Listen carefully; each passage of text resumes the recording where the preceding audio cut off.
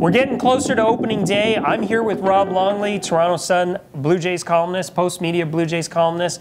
Rob, they've just announced Marcus Stroman is going to be the opening day starter. What are your thoughts on that? Well, I think it was probably the logical choice, Mark. Just got back from spring training. I spent the first 3 weeks there. And everything Marcus Stroman did, while I was down there anyway, was superb. It was just like what he was 2 years ago, one of the best young pitchers in the American League.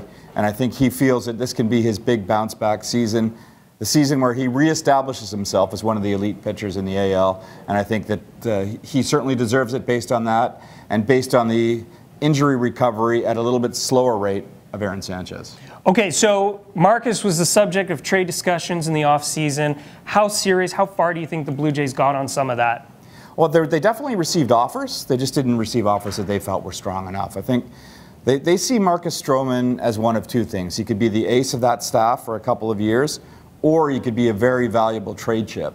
So I think the Blue Jays management would like nothing more than to see Marcus Stroman come out of the gate in rare form so that he gets off to a good start. And then they can decide, do they want him to be the cornerstone of that rotation, or do they want to shop him and see what they can get for them as the rebuild continues? Okay, so you just said cornerstone. So do you think it's likely that Jays lock him up long term? He's young, he's controllable, they've got an emerging core of young players. What are your thoughts on that? My personal opinion is that I don't see that as a priority from this management group.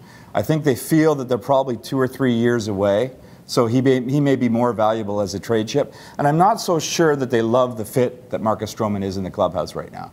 Now, on the other side of that, they are prospects heavy throughout the organization. They just don't have a lot of pitching prospects. So it's a decision that General Manager Ross Atkins is going to have to make, and part of it is going to depend on how Marcus Stroman does on the mound this year. Okay, so if Marcus is traded at the trade deadline, where do you see him going?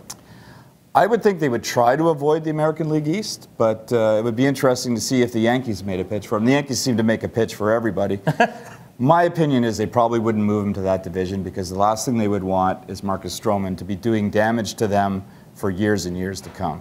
Okay, would the Jays also move Aaron, or are we going to keep one or both?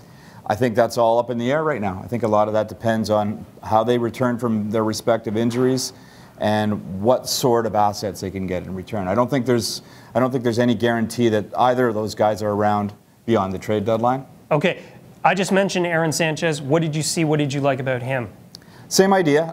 He had a good start, as did Stroman. He came along at a little bit slower pace, but the big thing with Aaron Sanchez is, as he explained it, I was going to use my left hand, but he's a righty, the ball was coming off of his fingers without pain and with strength that wasn't there at all last year, so he feels that he's back to where he was as well. So the thing is, if they have those two guys back in form, then that can make it a lot easier for this team going forward, because without starting pitching, it's going to be a long, long season. A very long season indeed. Okay, let us know what you think down below and subscribe to our YouTube channel.